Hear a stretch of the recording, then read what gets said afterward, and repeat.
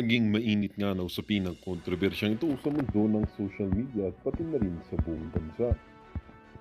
Nag-uumapaw ang tensyon sa politika matapos ang sunod-sunod na kontrobersya ang kinakasangkutan ni naunang ginang Lizatanas Tamba at ang tagapagsalita ng mga kamara na si Tambaluslos Romualdèź. Ayon sa ulat, tila praning ng dalawa dahil sa lumalabas na aligasyon ng malawakang katiwalian na naglalagay sa kanila sa sentro ng pampulitikang kritisismo. Sa isang talumpati, kamakailan sa kamara, naging tampulan ng biro ang pangungutya si Romualdèź dahil sa umunoy kalituhan at kawalan ng linaw sa kanyang mga pahayag. Maraming miyembro ng kamarang nagulat na tila napahiya sa inasal ng speaker na mistulang nawala sa sarili habang sinusubukang depensahan ang sarili mula sa mga kontrobersya. Samantala, lumabas din ang balitang tinawag umano ni Vice President Inday Sara Duterte na estúpido itong si Romualdèź na ito sa isang pribadong pulong kasama ang kanyang matataas na opisyal ng militar at ilang miyembro ng gobyerno. Ang matapang na komento ni Vice President Sara ay mabilis na kumalat na lalo pang nagdulot ng kahihiyan kay Tambaluslos sa kabila ng mga batikos na nanatiling tahimik si unang ginang Lizatanas Tamba, ngunit may mga ulat na nagpapakita ng umano'y paghahanda ng kanilang kapo para sa posibleng legal na aksyon laban sa kanila. Ang mga pangyayaring ito ay nagdudulot ng mas matinding hidwaan sa gobyerno lalo na't patuloy ang usbong ng suporta kay Vice President Sara mula sa militar at iba pang sektor. Ang tanong ng marami, hanggang kailan magtatagal ang ganitong kaguluhan at sino ang tunay na magtatagumpay sa labanang politikal na ito? Well, para nga sa kabuang detalye, panoorin na lamang natin ang buong video at kung bago ka pa lamang sa ating channel ay huwag mo kalimutang mag-subscribe at pindutin ang notification bell para lagi kang maging updated sa ating mga bagong videos na ina-upload araw-araw. Huwag rin pong kakalimutang mag-iwan ng like at i-share ang ating mga videos.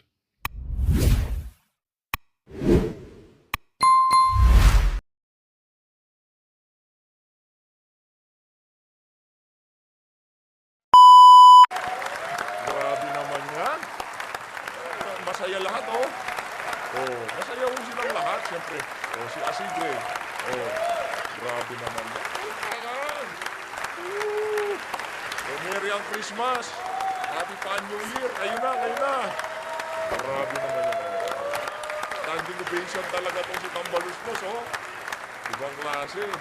Oh, sige na, banat na. Dami pang... Please take your seats, ladies and gentlemen, honorable members. Mga kagalang-galang na kasamahan, mahal kong kababayan, mahal kong kaibigan. As we close this chapter of the 19th Congress, Pakinggan nyo ho kung paano tayo lokohin itong ogag na to, ha. Pakinggan nyo ho mga kababayan kung paano tayo lokohin ito. for the year, let me first Pakinggan ho ninyo kung paano niya subukang lokohin ang sambayan ng Pilipino sa kanyang mga sasabihin dito sa speech niya na to. express my profound gratitude to each and every one of you. Thank you so much. Maraming salamat po sa inyong lahat. Salamat sa malasakit, sa ating mga kababayan, salamat sa pagtindig sa katotohanan. This is not just another session day. Today is an opportunity to reflect on the year that was. A year of challenges, triumphs, and unrelenting hope. It's a privilege to stand before you, representing a chamber united not just by the authority vested in us, but by the Constitution, but by the collective will to serve the Filipino people. Every single one of us here today has carried a burden, some heavier than others. But Lahat kayo dyan, no, meron kayong bitbitin bago matapos tong taon na to. Kung ano-anong paghihirap ang ibinigay nyo sa sambayan ng Pilipino. Mula sa paghihiring ng kung ano-ano dyan sa budget, napakalaki yung perwisyon itong mama na to sa sambayan ng Pilipino. all for the singular purpose of uplifting the lives of our fellow Filipinos. Let me take you on a journey as we look back at the immense strides we've made, the battles we've fought together, and the victories that we now celebrate as one house and one nation. When we began this legislative year, we were faced with an uphill battle. Inflation bore down on every Filipino household. Global conflicts sent ripple effects across our shores, and calamities tested us and the resilience of our nation. In an unprecedented and unforeseen turn of events, we were confronted with and tackled matters that may have been the most contentious, grave, and intricate issues of our time. On top of that, climate events and movements in the global market set us back in our targets as these unexpected circumstances demanded our immediate action. Yet, we persevered together. We tackled these challenges head-on, driven by unwavering commitment to the Filipino people. Despite efforts to dim the light on this dignified institution, we held our ground. We refused to be defeated by false accusations and malicious maneuvers driven by self-interest, selfishness, and greed. Nyo yung budget ng I have seen the extraordinary resilience of our members. Despite the pressures of legislation and the complexities of the issues that we face and the often painful decisions we must make, you, my colleagues, have never wavered. Thank you.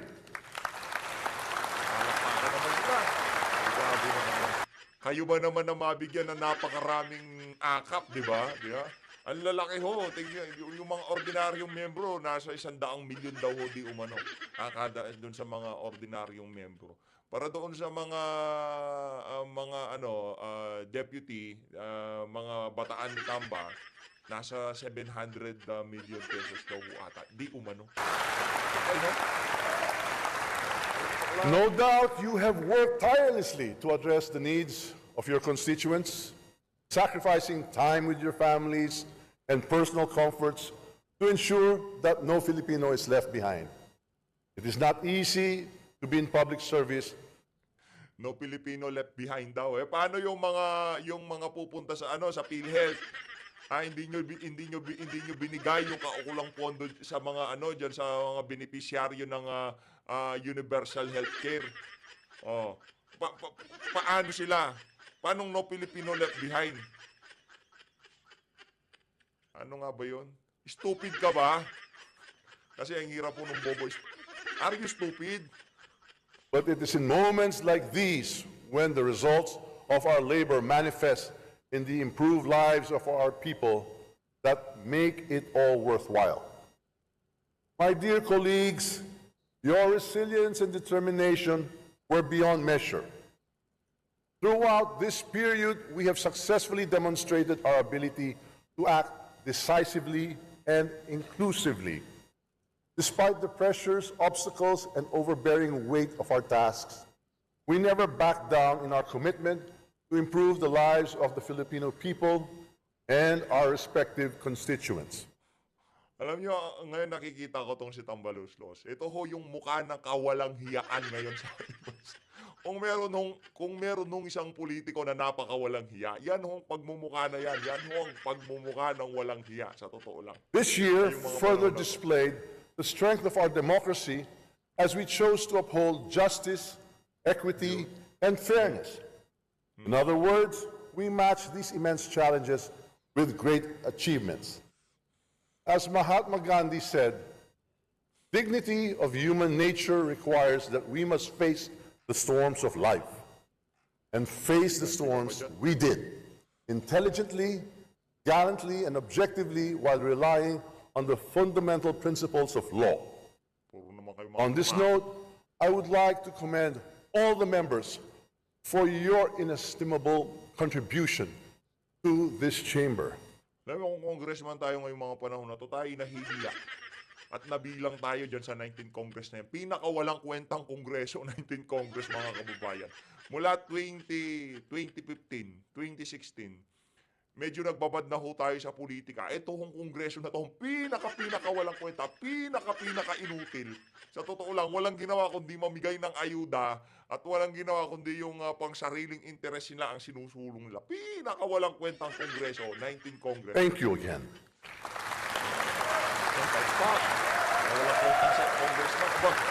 Oy, si Dan Fernandez, oh, napicturean, hindi siya pumapalakpak. Ayan, oh, napagalitan ka ba kay Tamba, Brad? Ayan, oh, hindi pumapalakpak si Dan. Your pivotal Natawa, role lagot ka in dyan. reshaping the course by which the House of Representatives conducts its Oy, Tamba, di pumapalakpak siya. Paano ba naman kasi, siya pinakabugbog sa radyo sa radyo. work and redefining the future of our nation is by far exceptional. Your unwavering dedication to public service, eagerness to engage in debates and discussions, and mutual respect towards one another led the House of Representatives to the enactment of 71 national and 76 local laws since the opening of the 19th Congress. Today, let us celebrate our collective accomplishments, milestones that will leave an indelible mark on our nation's history. Our collaboration and tireless commitment to public service to achieve meaningful progress. The General Appropriations Act of 2025, which we ratified on December 11, is a testament to our commitment to prioritizing the welfare of our people. This is not just a budget. It is a blueprint of hope. Anak ng towa, yun daw budget para sa 2025 blueprint of hope. Bangag ka na rin ba, Tambaluslos? Ay, sa bagay, binabasa mo nga lang. Baka si Jam Magno nagsulat niya. It ensures funding for vital programs that bolster economic recovery, create jobs, and provide much-needed relief for struggling families. It is the cornerstone upon which the government operates, the key to supporting President Ferdinand R. Marcos Jr. in his Bagong Pilipinas program. With the approval of the 2025 GAA, we will be more capable of advocating for the concerns of the underprivileged, pursuing justice for the downtrodden, and formulating policies that foster equality and dignity for all citizens. We ensure that every sector is supported, from agriculture to education, from healthcare to infrastructure. This budget reflects the pulse of the nation, responding to the immediate needs of our people while laying the groundwork for a sustainable future. Alam ng bawat pamilyang Pilipino, mahirap pagkasyahin ang budget para sa araw-araw ng kailangan. Bawat miyembro ng pamilya may reklamo sa budget na nakalaan sa kanya. Pero sa kabuuan, ang desisyon ng pamilya ay para sa isang budget na makakabuti para sa lahat. And the same goes for the 2025 General Appropriations Act. Ano makakabuti sa ayuda? Ayun, ayuda. Makakabuti sa ayuda. Hindi para sa pangumersyo ng isang pamilya, hindi sa business o kung saan pa man. Importanteng paglaanan ng pondo yung ayuda. Ganun mo ba yun, Speaker? While not everyone may be satisfied with the 2025 national budget, it is a budget that mirrors the true needs of our people, not just for daily survival, but for building a stronger foundation for a brighter and better future. Ang budget na ibinigay natin sa mga departments at agencies, yun lang kaya nilang gastusin sa loob ng isang taon, walang labis, walang kulang. On our legislative duties, we have approved 60 out of the 64 common legislative CLA measures, demonstrating our resolve to deliver on our promises. I am proud to report that we successfully passed 27 out of the 28 priority measures identified by the Legislative Executive Development Advisory Council, DALEDA, for passage by the end of the 19th Congress. These are not mere numbers. These are solutions to real problems faced by our constituents. Among these, I would like to highlight the National Land Use Act. Grabe, dami yung issue. Ang dami yung issue na hindi nasasagot nitong gobyerno na to. Sa pagdating dito sa ayuda, pagdating dito sa flood control, sa korupsyon, kriminalidad, napakarami yung problema ng ating bansa. Sa totoo lang. Okay lang ho sana kahit marami tayong problema, pero nakikita ho natin unti-unting kahit papaano gustong solusyonan o tinatrabaho ng administrasyon. Pero wala ho silang ginagawa ngayong mga panahon na to. Which will pave the way for better land Tamba. utilization and food security. And the Public-Private Partnership Act, which will attract investments and boost our economy. I'm quite elated to report that 4 more national and 36 local measures are already awaiting action by President Ferdinand R. Marcos Jr. We have ratified 3 conference committee reports.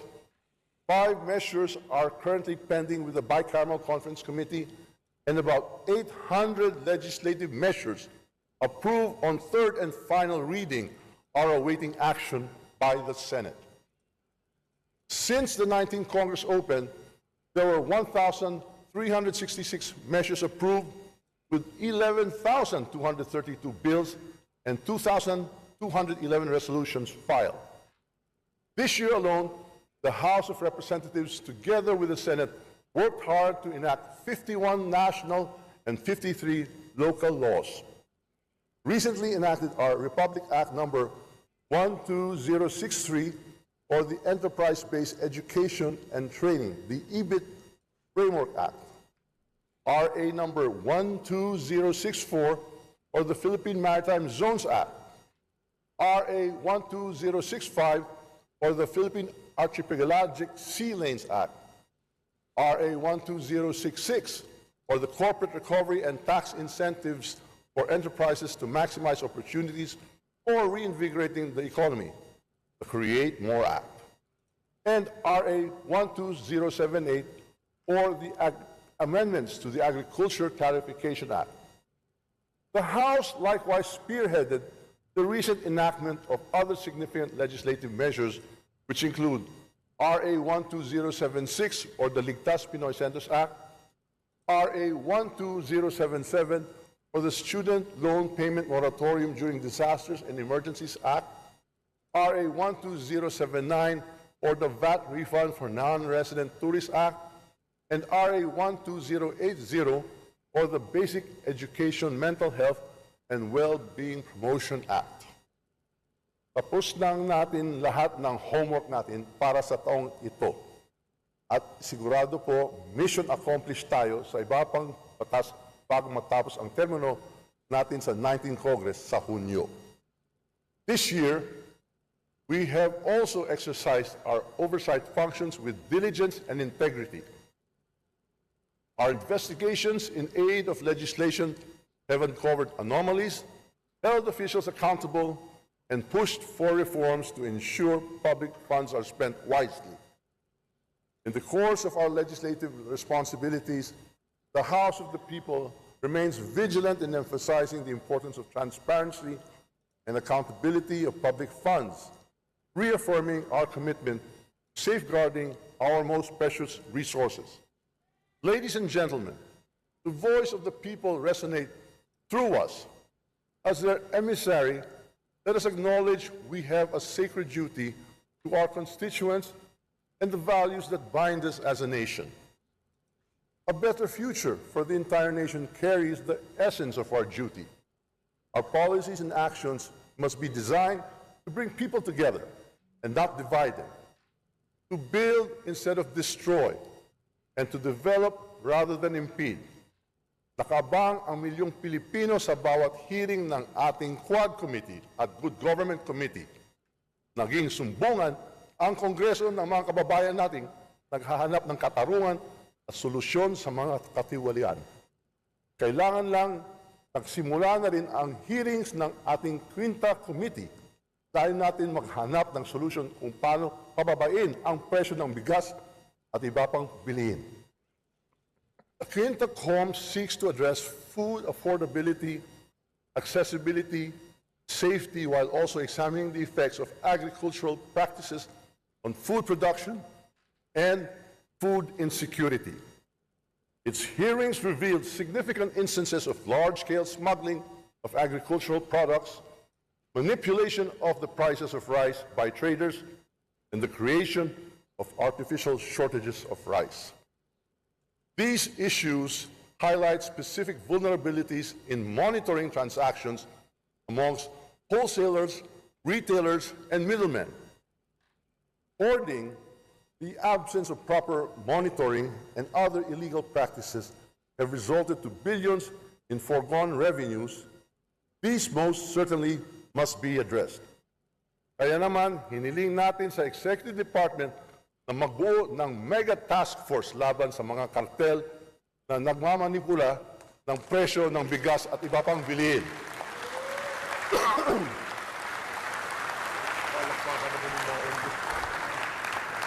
Palakpak doon. Tutulong tayo sa mega task force na ito sa lahat ng paraan na kaya natin.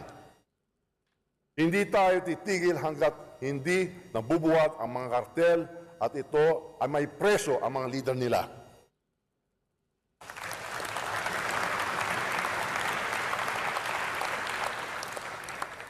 These efforts are not just about uncovering wrongdoing, they are about restoring faith in our institutions and proving that this House of the People stands firmly on the side of transparency, accountability, and justice. The Quadcom, for its part, remained unwavering in its investigations.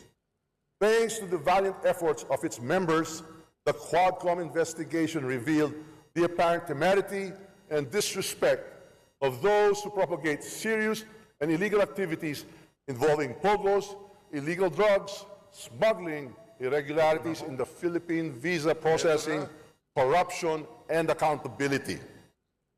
Worse, the perpetrators were fully aware of their catastrophic implications on the government and society, yet they continued to operate without shame.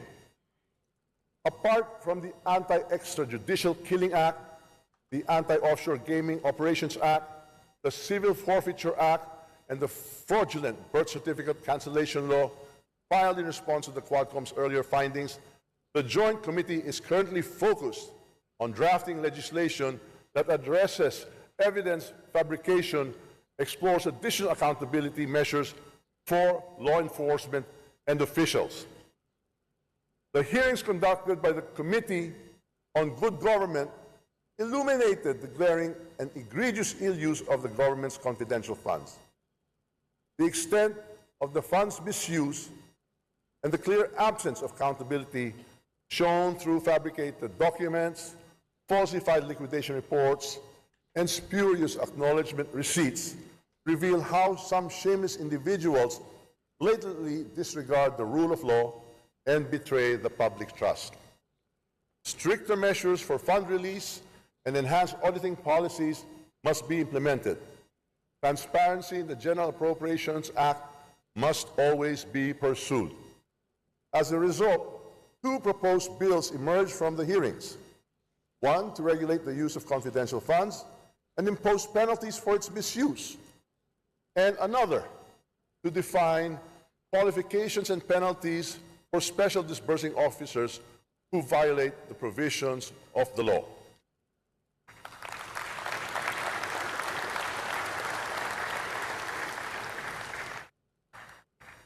Next year, the House of Representatives will also conduct a thorough and impartial investigation into how PhilHealth's funds are being managed. Naku, yun na ho. Ang haba pala ng speech ni Tamba na to.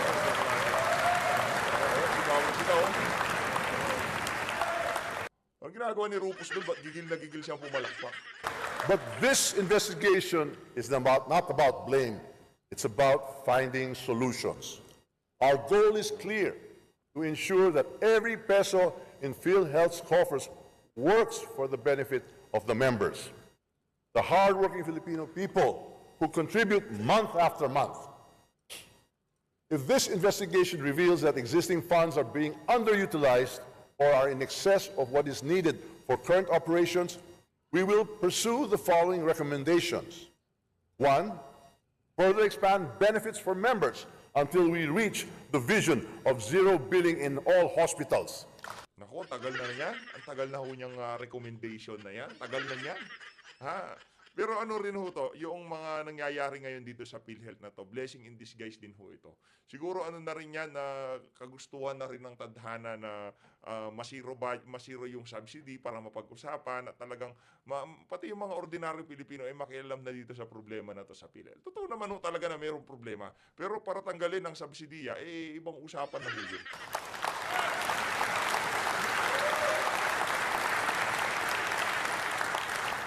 We will also ensure that PhilHealth provides expanded healthcare coverage, including additional medical services, hospitalization support, and better benefits for those in need. Number two, further reduce premium contributions for workers and employers burdened by rising costs. We will explore reducing premiums while maintaining PhilHealth's capacity to deliver its services. 3, suspend premium payments for 1 year.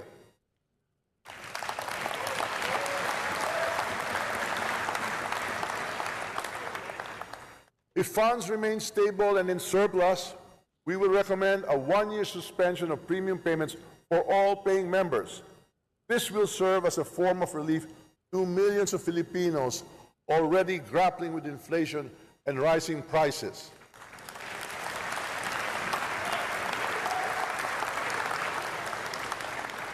Why are we doing this?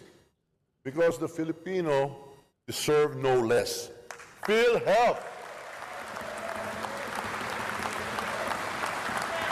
PhilHealth exists to provide security and comfort in times of medical emergencies. It should not hoard resources at the expense of its members. If we can alleviate the burden of contributions without compromising its sustainability, we will do so. As we face the daunting challenges of inflation, global conflict, and natural disasters, this House will also stand firm in defending the provision of ayuda for the people. Let me share the story of a single mother from Samar who, during the height of rising prices, relied on financial assistance to keep her children fed and in school.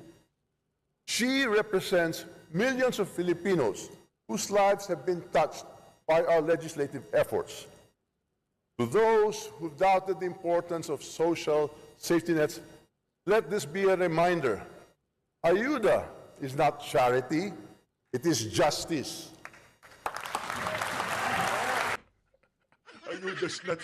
Ayuda's not charity daw. Hindi daw charity ang ayuda. Justice daw yan. Are you stupid or what? Justice saan?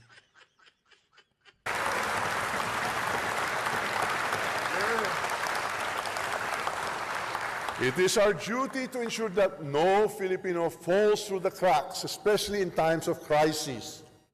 This is what governance means, not merely passing laws, but ensuring that these laws translate into hope and dignity for every Filipino family. Sa mga kontra sa ayuda, handang ipakita ng administrasyong ito kung saan napunta ang bawat sentimong inilaan para rito. Ang mga may hawak ng pondo, ang mga departamento tulad ng DSWD, DOLE at DOH, sila ang nagpapatakbo ng mga programa, hindi ang Kongreso. Lahat.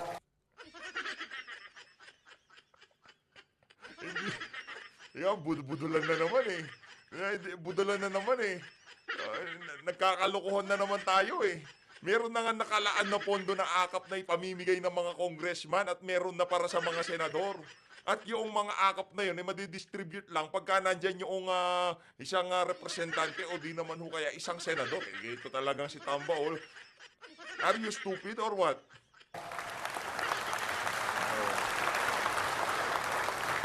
Lahat ng programa ito may totoong benepisyaryo, may totoong resibo. Walang notice of disallowance mula sa Commission on Audit. Wow, wala daw commission. Wala daw notice of disallowance mula sa Commission on Audit. liquidation by certification nga lang kayo dyan eh. Tapos yung pamimigay nyo pang ayuda ang i-scrutinize ng COA. Sira ulo ba COA? Gusto nyo bang mayari ang COA pagka budget season? Ito talagang si Tama. Bulahan na naman yan, Brad. Anak ng COA. Tingnan ng mga undo eh. Ang trabaho Yung mga hindi pumapalakpak, alam na ho natin ibig sabihin yan, ha? Alam na, yan si Rog Gutierrez, ayan o. Oy, kung busita, ayan o, yung nanira sa parties. ng Kongreso, tiyakin ang pondo rito at masiguro na nakakarating ng maayos sa mga benepisyaryo. Our legislative agenda this year has been centered on economic recovery and growth. By passing measures that promote job creation, support small and medium enterprises, and attract foreign investments, we have laid the foundation for a more robust and inclusive economy. But we also recognize that the work is far from over. Inflation continues to affect the daily lives of our constituents. Families still struggle to put food on the table, and young Filipinos dream of a future free from poverty. Alam natin ang problema sa araw-araw ng ating mga kababayan. Kausap natin sila sa mga panahong nasa distrito tayo. Kaya naman hindi tayo tumitigil na humanap ng solusyon sa mga problemang ito. As we move forward, this House will continue to champion policies that address these concerns. Policies that provide opportunities, alleviate burdens, and inspire hope. In its Philippines Economic Update report released this December, the World Bank indicates that the Philippines will continue to make progress in reducing poverty. As a result of robust economic growth and rising real household incomes, poverty incidence is projected to decline from 15.5% in 2023 to 13.6% in 2024, before falling further to 11.3% by 2026. Additionally, Philippine economic growth is projected to grow at an average 6% annually from 2024 to 2026. Inflation decreased to 3.2% this year, down from 6.2% a year ago. The fiscal deficit fell to 5.1% of gross domestic product in the last 3 quarters of 2024, attributed to the government's fiscal consolidation agenda.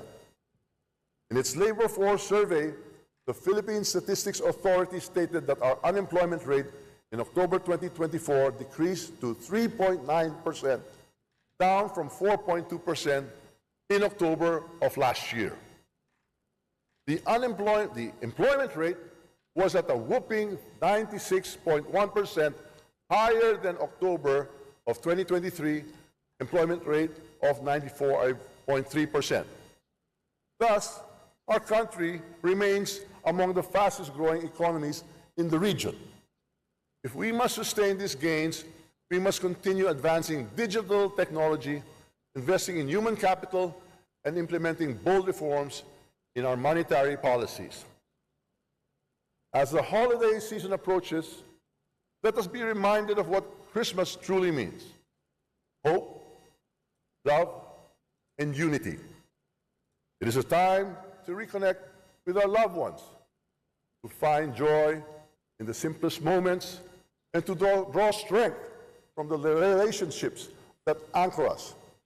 It is also a time to extend compassion to those who have less: the families displaced by typhoons, to workers struggling to make ends meet, and to the children yearning for a brighter tomorrow. Let us cherish